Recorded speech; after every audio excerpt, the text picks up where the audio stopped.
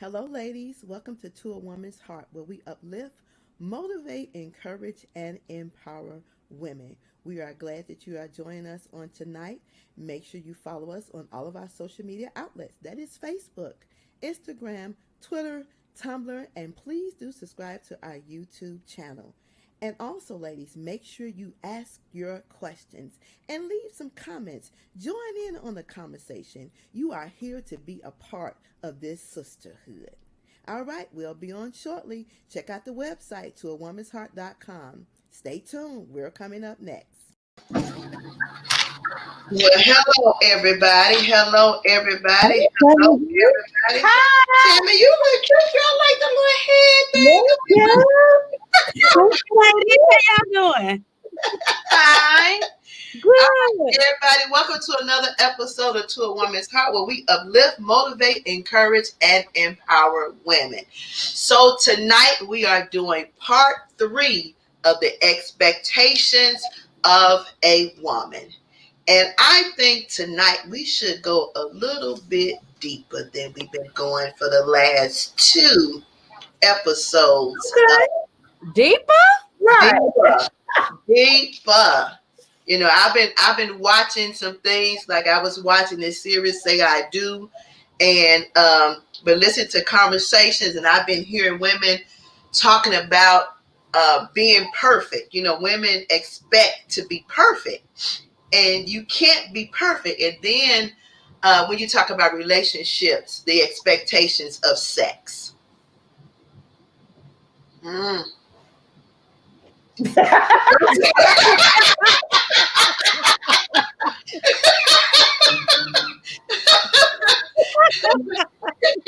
Don't slide over, Tammy. Because we all have expectations. We do. We do. You think we really do? I don't know. You don't think you have expectations when it comes down to sexual relationships? I don't know. It's been so long since well, maybe I don't want to say that.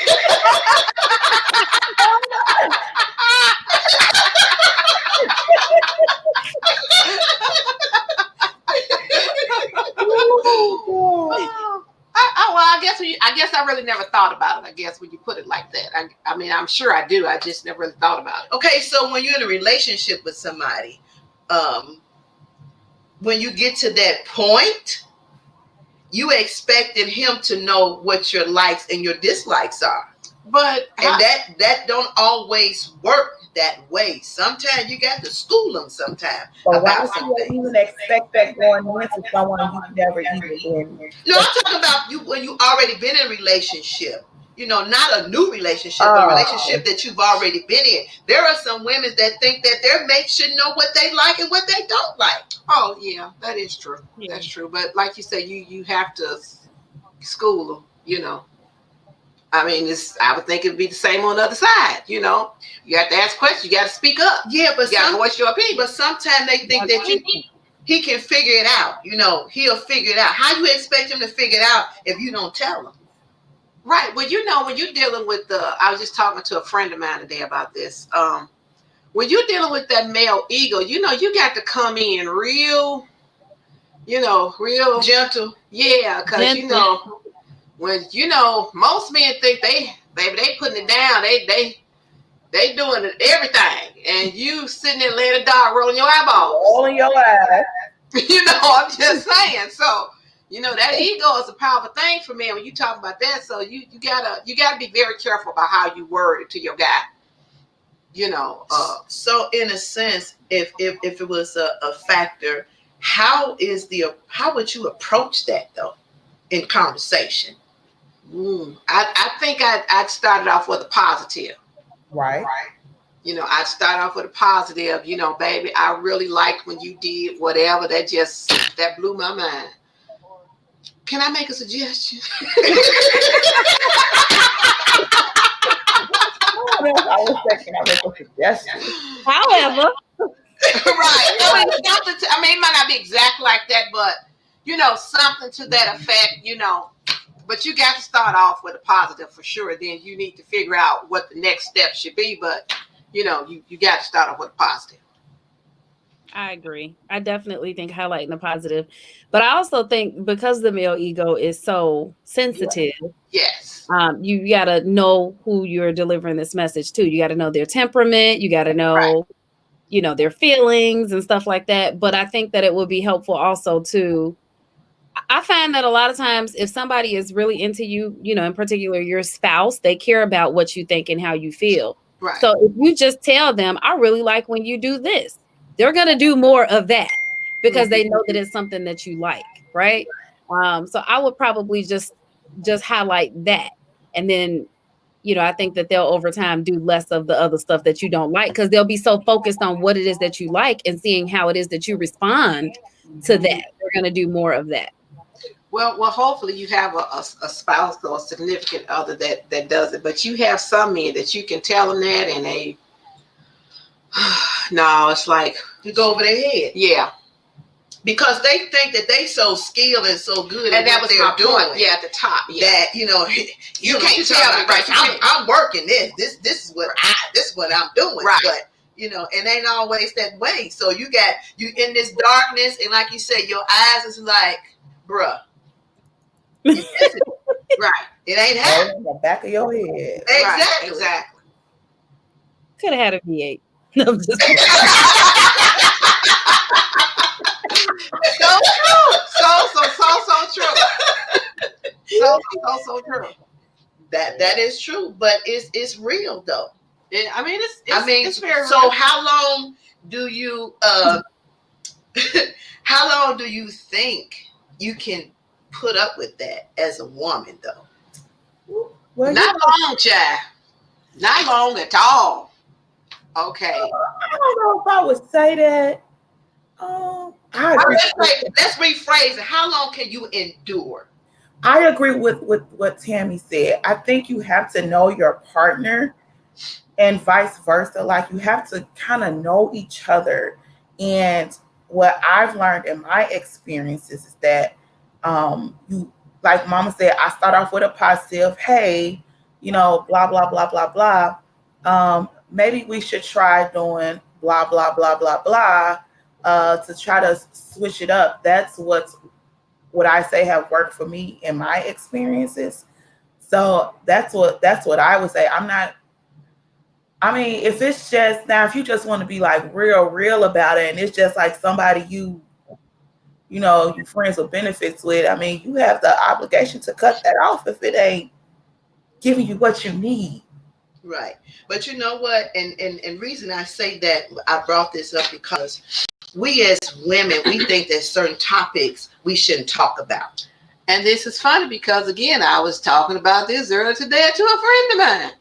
The question was asked, this guy was asking me, why do we think it's so taboo to talk about sex? I said, well, part of it is because depending on how you grew up, what you were taught. We weren't really, our parents were much older, so, they didn't talk about sex, That's just not something they talk about.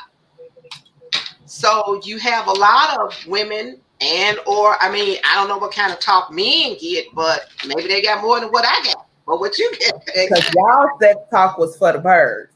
Yeah, it was because, see, we didn't get the sex talk. Right. See, I was told coming up that if you eat a watermelon seed, you'll end up pregnant. Or babies come by the store. Or, I was told, keep your dress down, your panties up, and always have a quarter to make a phone call. You say you make a phone call, it's a quarter then, y'all. Yeah. That's what I was told. So those conversations that you really didn't get the real conversation. Right. Hence why when certain individuals get into marriages, they don't know what to expect. Right. Because they was never taught anything, because parents felt like, oh, I don't want to have this conversation with my daughter. But that's a conversation that needs to be had. Right. Like, the best person she can get the information from is you. Yeah. Some it with her friends. Right. Exactly. They learn it from movies and this music that they listening to. That's right. what sex is about. Yeah. And that has nothing to do with anything. And then some women are taught that sex is only for procreation, to have kids by. Right. Some women are taught that you're not supposed to enjoy it. Oh my, that's a word right there. Yeah, some women are taught that. Some women, I've had conversations where Yeah. some women have the mindset in their marriage that sex is not pleasurable for them. It's main. That's It's crazy to me. that is so crazy to me also. But again, it goes back to how we view sex, how you grew up viewing sex, what you've learned about sex.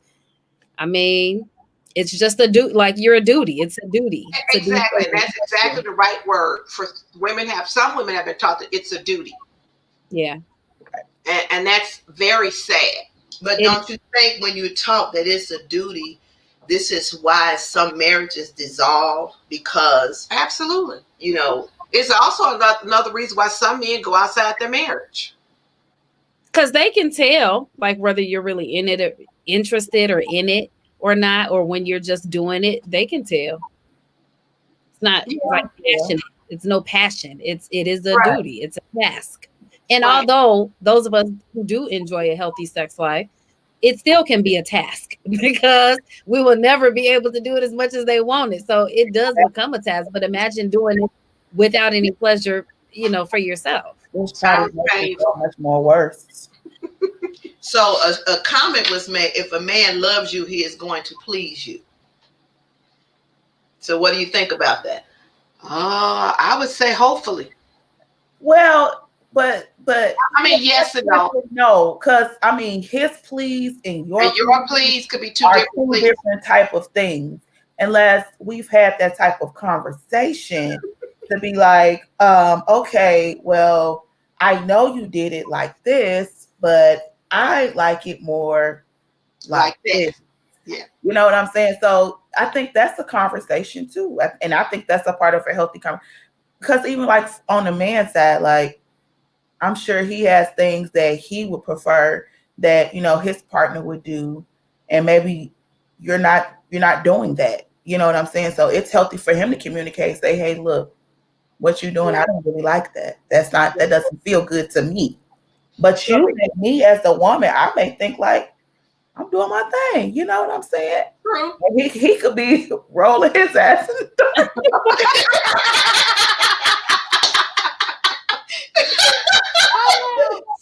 So what if he came to you and he said, well, let's role play? Because a lot of women don't want to move out of their comfort zone. They stay stuck in the box. Mm-hmm. They just stuck in the missionary position, and that's all they want to be in. And say, okay, but let's spice it up. And you expecting him to be like, okay, well, we don't have to do this, but you have to have some give and take in a relationship to make it work. It's about compromise, right? Oh, absolutely. I agree. It's about compromise. I would say, I mean, again, that comes down to that comes down to a conversation. Now, I'm not saying, allow him to push you past your limits to where you're not comfortable. You know what I'm saying? But, step out there, especially if this is, we're just going to say, if this is your husband or your fiance or the person that you vow, that you're overly committed to, then go out there, as a woman, because I even think like as times change, even me, as things go on, I'm learning stuff, in my sexual life that I didn't think I liked that, but surprisingly I do, because I was willing to try something different. So it's nothing wrong with trying anything different. Now, again, don't do something that you're uncomfortable with doing. If you don't feel comfortable or you don't feel safe, then by no means don't do that. But don't be afraid to try new things and explore your body, because, I mean, tickles and fancies, those spots change. This is true. Okay, so there's a comment. I believe sex for women is deeper than the act. If you are in tune, usually you are willing to please each other. Oh, I would like to think so for the most part, but I don't know. I think it is deeper than the actual act, because again, if this is your who, right? If this is your mate, and you guys are yoked in every capacity, that does bring about a different set of emotions than somebody who you're just being casual with. Okay. Oh, I agree with that part of absolutely. It definitely is deeper, but I think where the disconnect becomes is kind of going back to what I just mentioned. Like at some times and some points in even the healthiest of relationships, it can seem like a daunting task because especially when you got work, you got a business, Right. you got kids, you got to take care of the house. Sometimes you just want to lay back and enjoy thyself, right? And a good TV show or some sleep or whatever, right? You're not necessarily it's sometimes it is a task to just roll over and turn on like they expect you to do sometimes. Right. So I think there's a little bit of disconnect, but I think that that's healthy and I think that it's normal. It's nothing wrong with that because nobody should be expected to just be on all the time.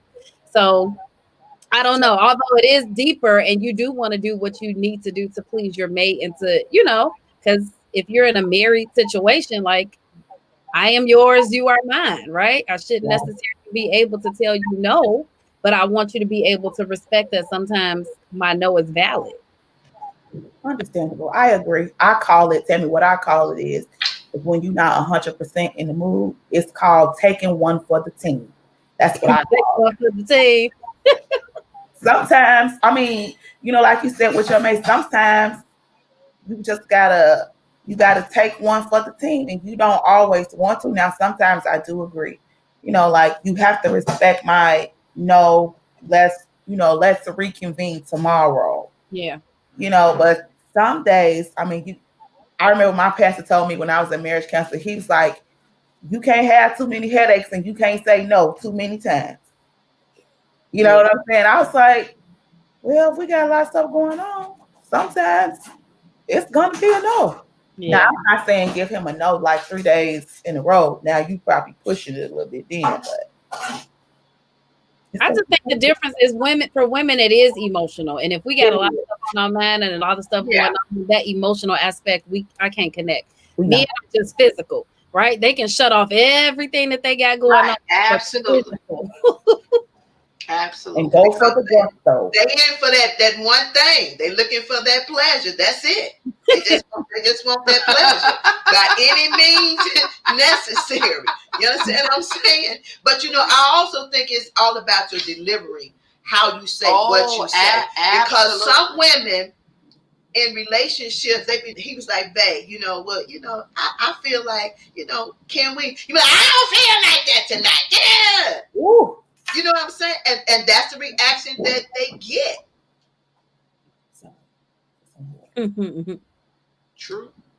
That is the reaction that you get. And it happens. It does happen. It happens. And I understand we as women, we take on a lot in our daily lives. Like Tammy said, you got your kids, you got work, you got your business. You feel what I'm saying? Mm-hmm. You got these conference calls, and you got to cook a meal.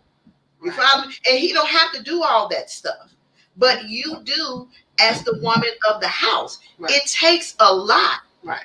And we are emotional creatures. We are, right? Yeah, but I do agree. I think it's delivery. To me, at least, I feel like it's delivery on both parts. Because sometimes your husband or your man, whatever, can come to you the wrong way as well. Okay, you might have got a different response. I'm gonna need you to just try to work on it just a little bit, okay? When the way you come to me sometimes, Right. So, but I do agree that we sometimes, when we got a lot going on, you just kind of lash out. And that's something that sometimes being a woman, we could work on. Yeah. Versus lashing out. On our temperament. Right. There's a way to say, like you said, work on our response. Yeah, but baby, not tonight. I don't feel it tonight. Right. Like Denise said, can we revisit this tomorrow? Right. Let me get some rest tonight, and then we'll revisit this tomorrow. So here's another statement. Is it important to discuss a schedule? I got my own thoughts. I don't think so. I agree, Tammy. I don't think so. Why not? Because your schedule, what you agreed to initially, may not be in alignment with what's really going on in your life, and they're gonna hold you to that schedule. Exactly. If you said Tuesday and Thursday, doggone it, they look for Tuesday and Thursday. Okay. But what if you said on Tuesday and maybe your Miss Mary visits you on Thursday? I don't know. I don't like the schedule. I'd rather take my chance with spontaneous. And I do think even talking about a schedule or how many times is healthy, when you start getting into that, it becomes a task. It's task oriented. It becomes an agenda, and it takes away the genuineness, the passion of it. So no, I don't want to talk no schedule. I'm with you, Tammy. Because things do happen in a day. Right. That might not fit on that Tuesday, Wednesday, Thursday, or that Friday. I might be having a bad day. Look, let's come on. I need a little workout right now because I'm frustrated. I'm just saying. Right. I'm just saying. Yeah. I have a friend who was married for years, and her husband did a religious schedule. They did it twice a week, like clockwork. They was like, okay, twice a week on Tuesdays and Sundays, it's our day at 8:00, and we're gonna get it done. And it's just like, and it was funny because she asked me, she said, what days do you have sex on? Whatever day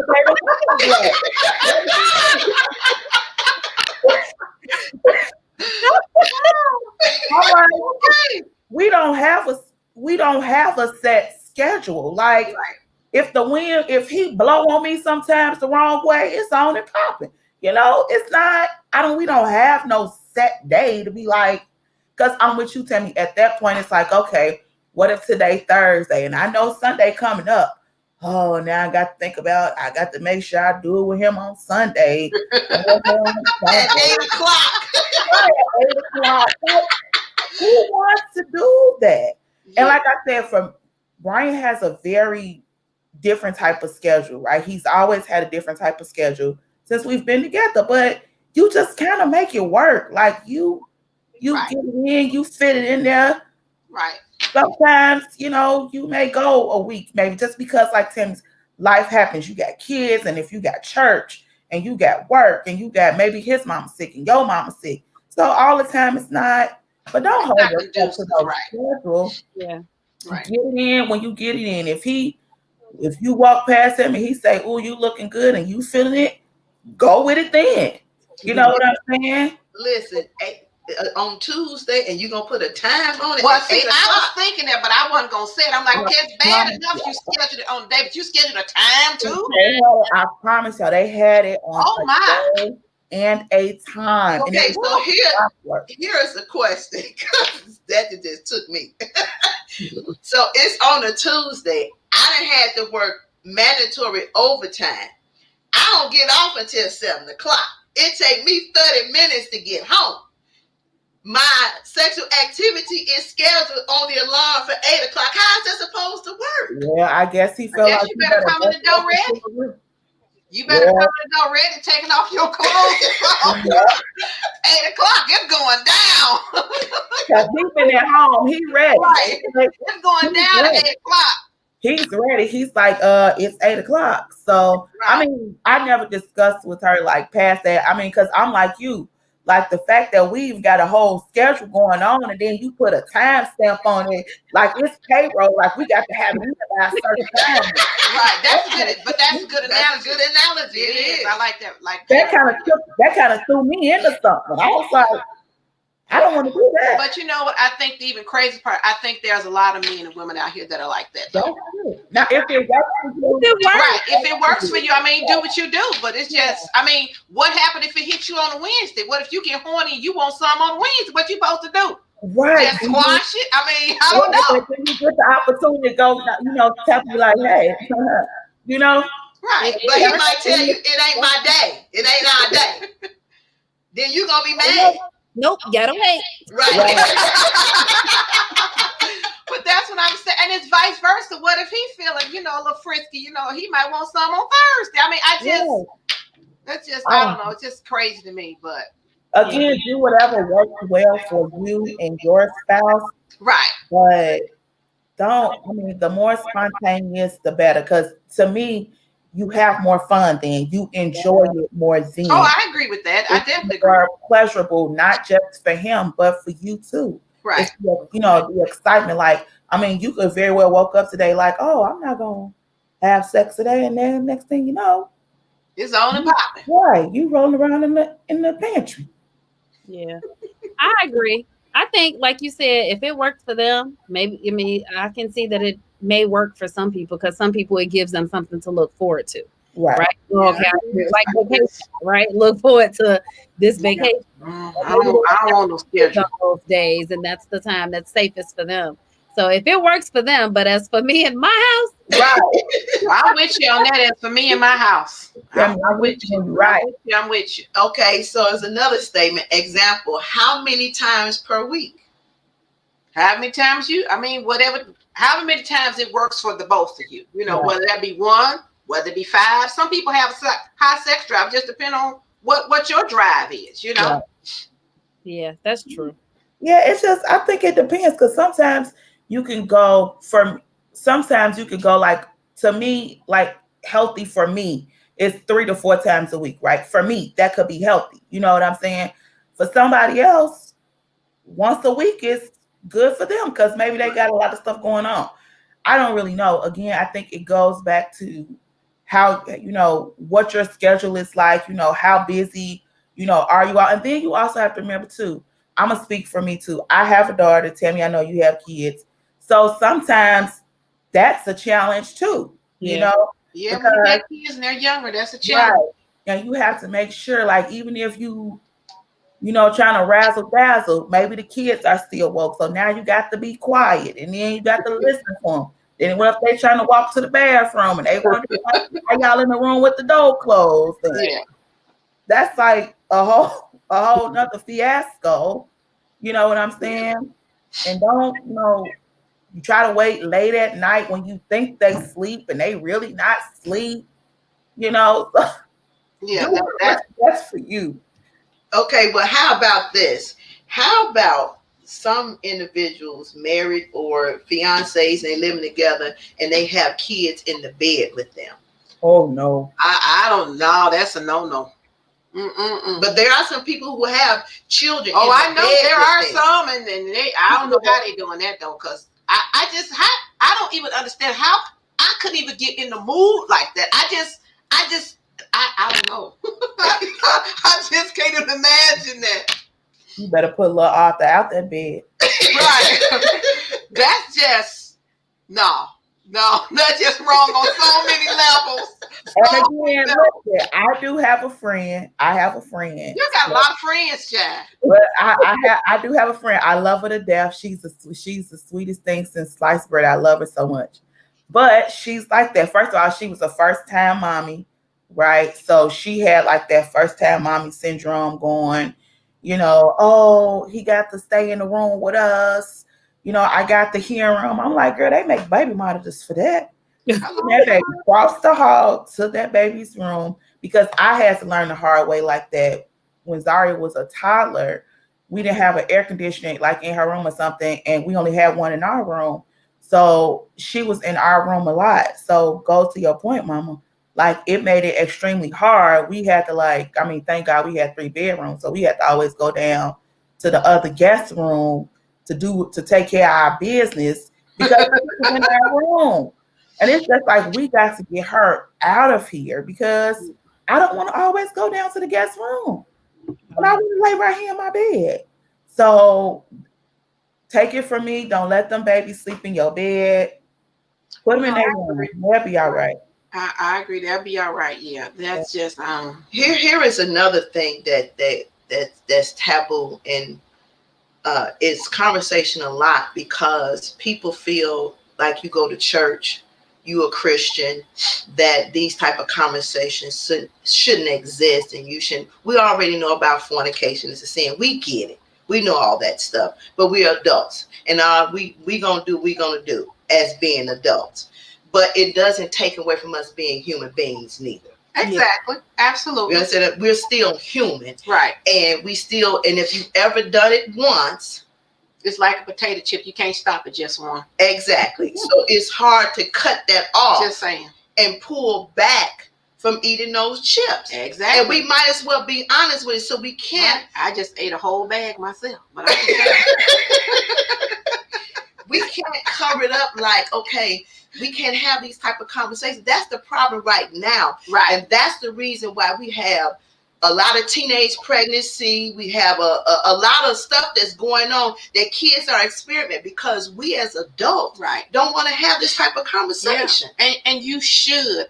I would admonish any woman that has, especially girls, talk to your girls. You know, one of the things that I talked to my girls when they were younger.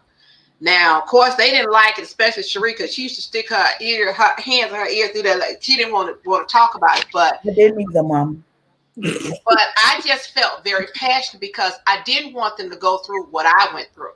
Yeah. And I used to grab them at the most inopportune times. You know, we're in the laundromat. You know, we driving the car. You can't go nowhere. Sure can't. Ooh, that was hard. But I wanted to make sure that they knew about sex, between sex and love, and what did they know? Did they have any questions? They know about condoms, whatever I was. I said to them, I want them to know that they could come to me about whatever. Right. Because, you know, at the end of the day, I felt like it was my responsibility to let my daughters know, you know, what the difference was, if they were sexually active or not. You know, one of them told me she wasn't going to wait. That was me. But I didn't like it, but I did appreciate her honesty. At least she was being honest to say that but I wanted her to have the information and the tools she needed if she wasn't going to wait. And you did the right thing. You know, That normalize that. We need to normalize that. You're absolutely right. Because again, they're gonna learn it. exactly. It's what they're learning and who they're learning it from that makes the Right. difference. And when you're talking to your friends, your friends don't know jack. I mean, they think they know some stuff and different things, but you really need to talk to, especially your mother had you, so who has some experience that can tell you some things and you know, share some really good information with you, not just what you heard from your girlfriends or in the street or whatever have you. And I don't think when your child approach you about this sexual conversation, you shouldn't say, well, they'll teach you that in school. They're not teaching you what you Right. need to know Exactly. in school. And don't turn them away. Like Nettie said, the best person they can hear from is you. Right. And that way, if you tell them, you know they're getting good information. Right. Because you don't know what nobody else is spoon feeding your child. Exactly. And you don't know what these kids are seeing in school neither. Exactly. So if you can cut some things off at the road, Right. why not cut it off at the road? I don't Right. understand. I've heard plenty of women talking about, I don't want to have that conversation with my daughter. Why not? Right. Because somebody will, and it'll be the wrong information, or be a guy who will come up who trying to be 10 cents slick, you know. Sweet talk. Right, exactly. Talking all in her ear, and you know, they start getting to the age where they experiencing these feelings, but nobody tells them what to do with the feelings. You know what I mean? So it's going to happen. The next thing you know, she pregnant and she only 16. But how did you think it happened? You didn't talk to her. Yeah. I mean, my suggestion, because I know that there are women, experienced women, who are still uncomfortable with having those types of conversations with their daughter because maybe they didn't necessarily have to have that conversation. Their parents didn't have that conversation with them. Right. They learned by doing, you know? So if they are uncomfortable with having that conversation, it goes back to your circle. Make sure you have a family member, a friend. Right. Take them to the doctor. You know, find you a doctor that you trust, somebody else, a third party who can give them valid and factual information versus just letting them learn trial and error or learn from their friends or something like that. We have to have things, we have to get better at having things in place as our backup. If it's something that we're not strong at, maybe it's an area of opportunity for me, but you're an expert at it and you're comfortable with having those conversations. Right. I'm passing my child to you because I trust you with passing on that information that I'm not able to do, you know? I think that's an excellent idea, Tammy. And I think enough women don't. I know we had a couple of young girls at our church that were comfortable with Denise and Cherie, and they took them under their wing to pass on some knowledge and information to them. They couldn't go to their own parents, so they felt comfortable enough to come to them about certain things, which I thought was great. You know, parents didn't have a problem with it because, you know, I guess they were a little uncomfortable about whatever it is, but like you said, it's good to have somebody else that they can go talk to or talk to about those type of things if they need to. Yeah. Here's my thing. we as adults have to realize and have to let them know that we're not perfect.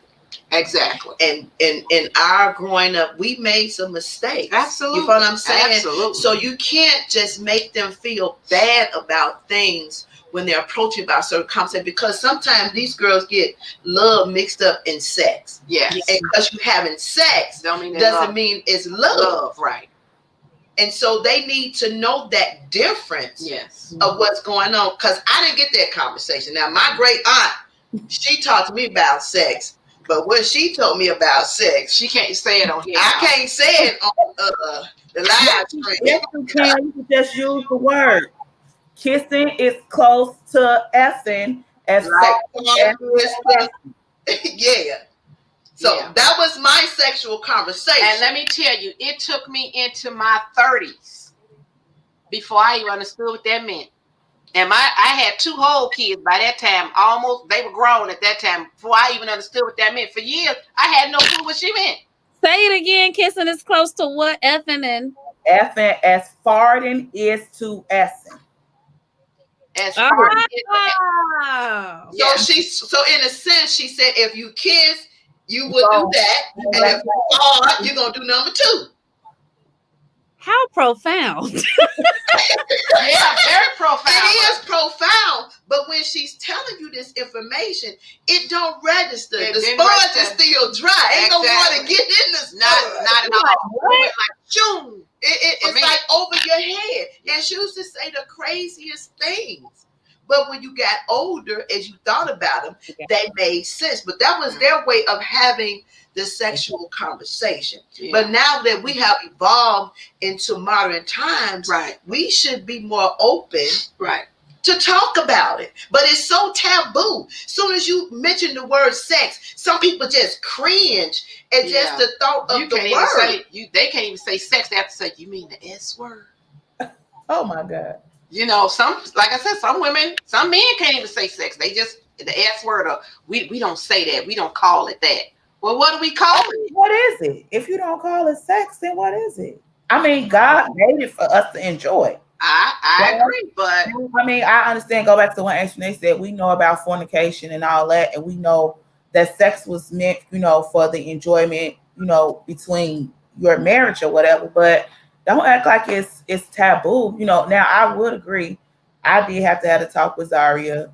I mean, a little early on, probably a little bit more earlier than what my clock said, but we have to realize, we're in a different time now. Right.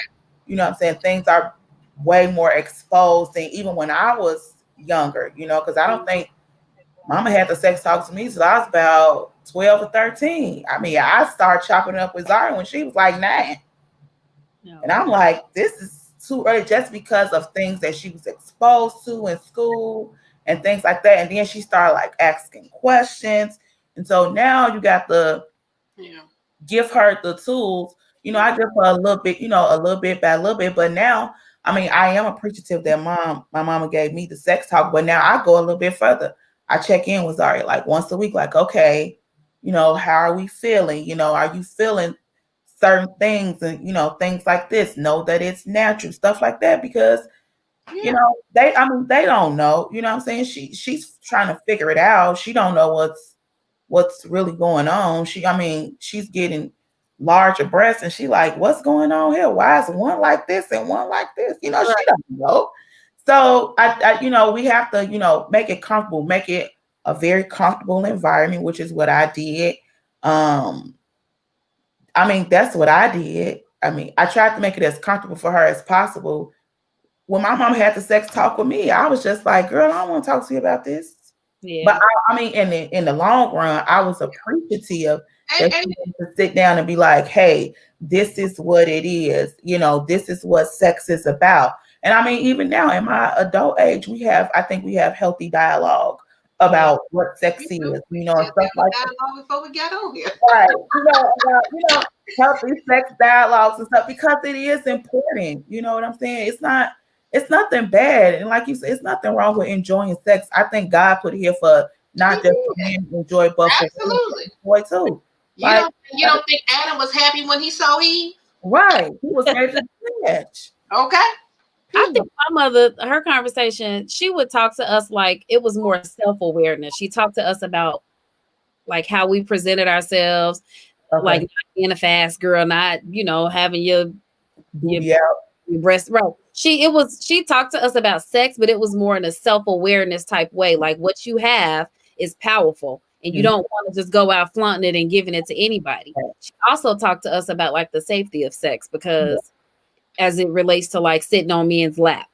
Can't do that. No, ain't no man, you ain't finna be in no man face and no woman's face. Like, so she talked to us and I learned about sex through those conversations. I knew that sex was something that was sacred.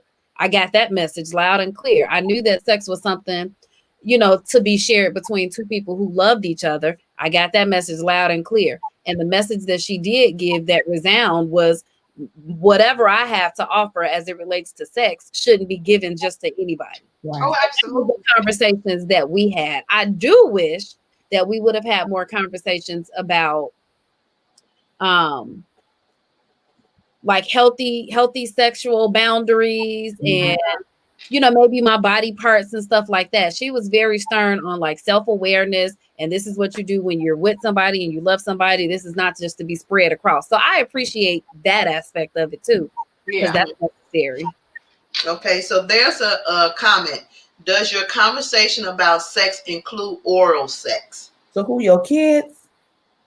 If to your kids, Tammy, you can speak for yourself. I go with no, because some things, in my opinion, my mom didn't talk to me about oral sex, right? We didn't have that type of conversation.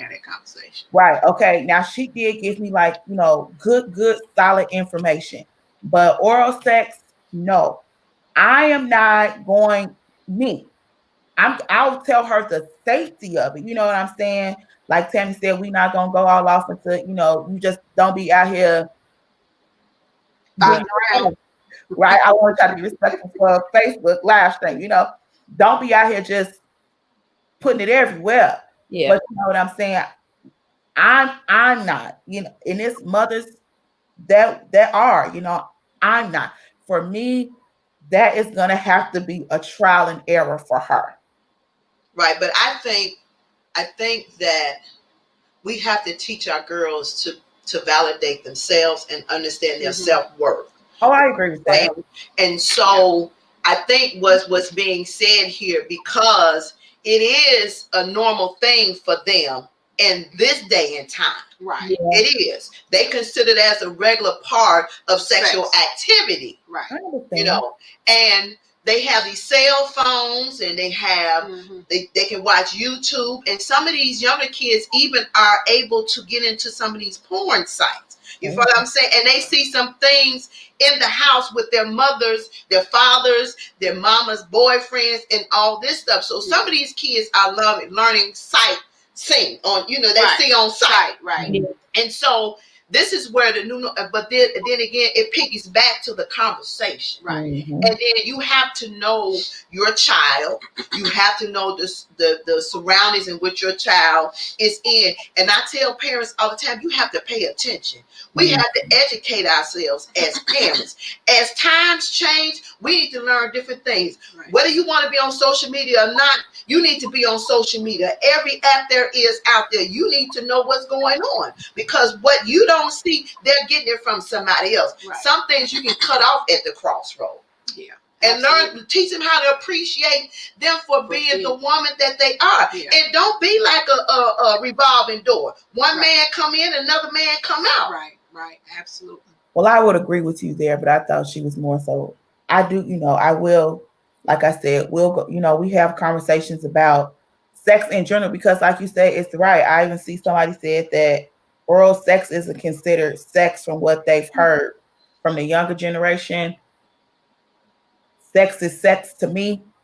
I haven't heard that. I haven't heard that oral sex isn't a part of sex, because sex I think they do classify it. It's a sexual act, but I will agree with that comment that was made. When Kiva was in 7th grade, long time ago, she was in 7th grade. She was having a conversation with some of her friends, her classmates, and the girl was talking about how she gave this guy, little boy, oral sex in the gym room at school. But I'm still a virgin, but I gave him oral sex. She didn't use that term, but it was oral sex. So that's the only reason. I don't think I would have thought to have that conversation with her about having oral sex as part of the whole sexual conversation had I not been snooping and listening to this conversation that they were having. So that, I think that comment is right. I think that, and even for some adults, some women in my age group may think that, oh, if I do this, is not as bad as actually, being penetrated. It's a sexual act. And I think it should be viewed as such. So I have not had that conversation with Kennedy yet, not as it relates to like oral sex. I will. I don't know if she's ready for that. Just you gotta go slow, Tammy. Please, no, I haven't given her like it's like this much, okay? Just because of what like she was kind of like exposed to a little bit, right? Because I was like you, I go on her phone every day because I want to know. Like I want to know what y'all talking about. So that's what prompted me, because I'm giving her a little bit, piece at a time, piece at a time, piece at a time. I can't, I can't give her everything because that's gonna throw in or something. Yeah. Right. But you know what? You know why I think this is my thought process. Why they think that is because they feel like if you do it this way, you keep your virginity, but you can't get nothing else. Right. I agree. You know what I'm saying? No sexual transmitted disease, and that's not the case. That's not the case. Right. Yeah, but I think the thing they might not be understand that you're ruining your reputation at the same time, though. They're probably not thinking about that at the time because let's face it, it's a lot of peer pressure. I mean, there's always been peer pressure, I think, in being a young lady, but I think it's even worse now, in my opinion. And so because I want to be in the in crowd, I don't want to be left out. And if this is what I feel like I got to do to be part of that crowd, to be included, then this is what I'll do. But like I said, I don't think they're realizing at the same time that they're really discrediting their reputation, because now all the little boys are saying, well, you want this, go to Sarah. That's just a made up name. I don't know Sarah. I'm just saying. Yeah. This is who you go to. And we all know word of mouth will kill you faster than anything else. Yeah. It's all, unfortunately, it's a double standard. A guy can do it, but a girl can't. And that'll probably never change until Jesus comes. Yeah, but that's just the way it is. That's why you should validate your kids. Yeah, you should. And that's part of, like Tim was saying, it's part of, I like the way your mother did you all as far as telling you what she told you, because you have to validate, especially your girls, so that when a guy comes along, he doesn't think, okay, well, I can tell her anything and this girl is going to fall. No, I've been taught better. I know better. So you can't run this game you're trying to run on me, because all it is at the end of the day is a game for them. Yeah. And she's the girl is the one who will get hurt thinking, like we talked about earlier, that this guy loves her, and it's not love, it's just lust. Right. Because there is a difference. Right. There is. Feels good temporarily. Yeah. Fade. Yeah. So you have to tell your girls that they're beautiful, that they're smart. They can be anybody. I used to do it for my girls, So what do you guys think about the messages that's being sent as it relates to sex? The difference. It's vastly different. The message that little girls get and the message that little boys get. Like, how is it that, let's say women, right? You got a lot of single family households. Yeah. No dad or male presence in the picture. Right. Are we having those conversations with our boys too? Or are we more so encouraging it? Like it's the manly thing to do to go out and get these girls. Now listen, I have a relative. His mom encourages it. She bought him a whole box, more than 12 of condoms. And that's encouragement to me. That's very much so. And it's stupid at the same time. Yeah. You follow what I'm saying? Because you're not really thinking. So we do have a set of rules for the boys, and we have a set of rules for the girls. It's a double standard. But for me, when I talk to my nieces and nephews, they don't like it. I have one set of rules. You get the same message as she gonna get. He and she get the same message, because the end result is gonna be the same. But I mean, I don't have any boys, obviously, but I think for boys it's encouraged. I really do. Which is sad. It is bad. I think it's bad that it is encouraged, which means if you have daughters, you just have to go, to me, that much further, so that hopefully women will understand to, like you said, validate your girls and stuff like that. So when the guy does come up, because they're gonna come, that they're prepared for that. Yeah. But here's the thing. Even with the boys being encouraged to do it, like I tell my nephew, you don't realize the consequences, right, that comes behind that. Yeah. So you got your thing swinging through every revolving door, and you in all these, like a stock-up store, just pulling stuff off the shelf. Comes with a package that you can't get rid of. Right. And it comes with a package that's going to last you for 18, 21, 30 years of your life. You don't think about them consequences. Yeah. So here's another comment. How soon is too soon to have sex? The first day. I mean, I've heard of people, okay, well, I met you the first day and then we off to the races. I think that depends on the individual in that situation. You have to decide what you're comfortable with. For some people, maybe they have a baseline where I'm not having sex until after 30 days or 90 days. Right. But sometimes when that thing hits you, that's all off. I agree. I think it depends on the people, to do whatever you feel comfortable with doing. Again, don't do nothing that you're uncomfortable with doing. I wouldn't personally do it on the first date, but that's me. Somebody just said, do you listen to Steve Harvey rule, 90 days? You can go with I know people who do 90-day rule, who did 60-day rule, who did 120 days, a year, 2 years, whatever. Do whatever you feel is comfortable for you. Yeah. That's if you do it right away, would you feel bad afterwards? How would you feel emotionally?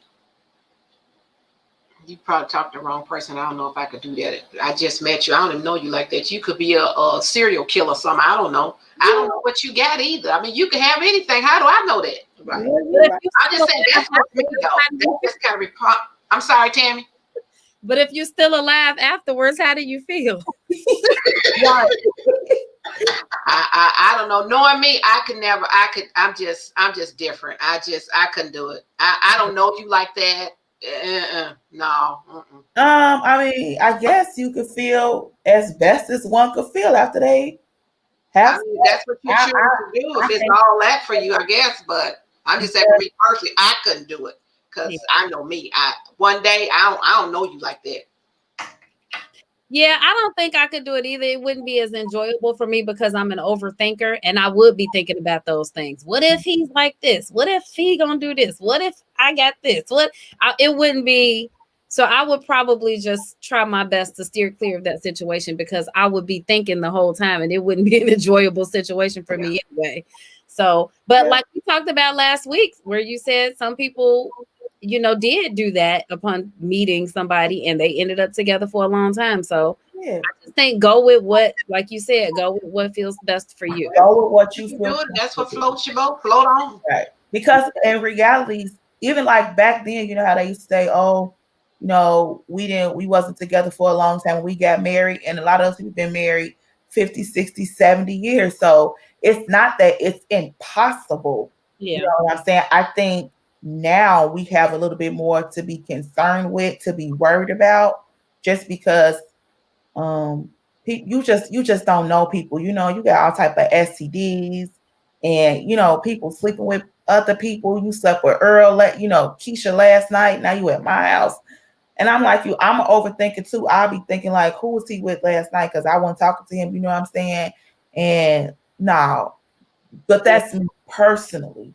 Now, if you feel comfortable, then live your best life. Just make sure you're protecting yourself and being safe.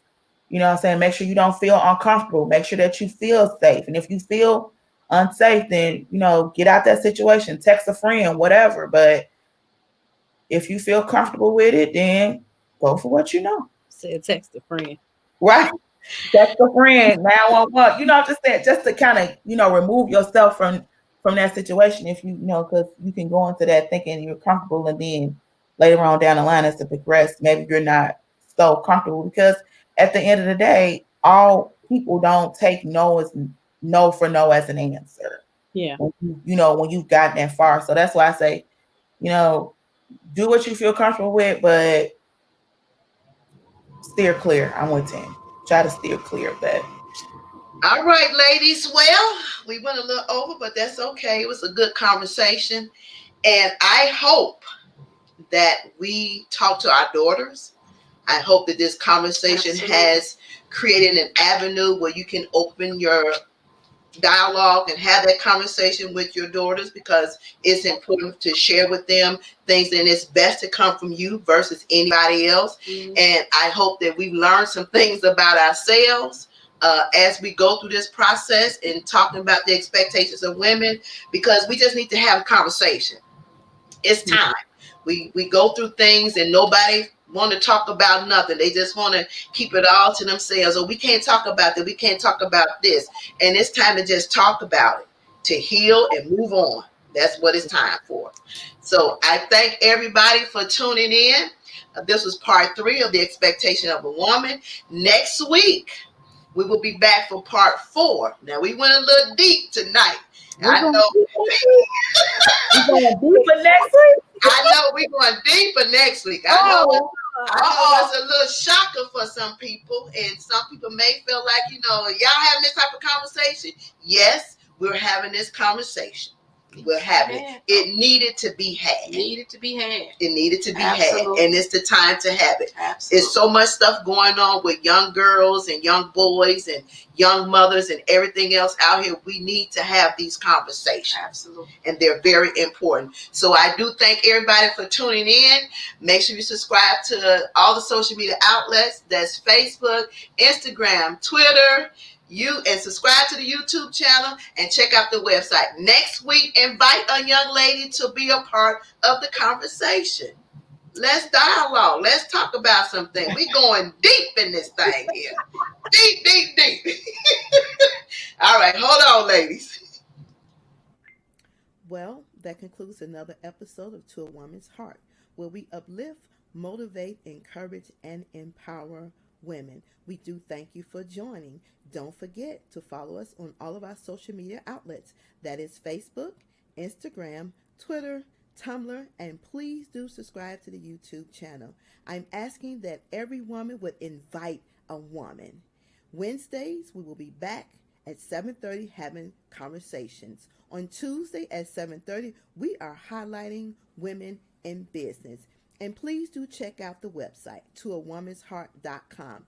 Let us spread love. We're walking in greatness this year, building, bonding, and believing in sisterhood, working on becoming our better, best selves. Until we talk again.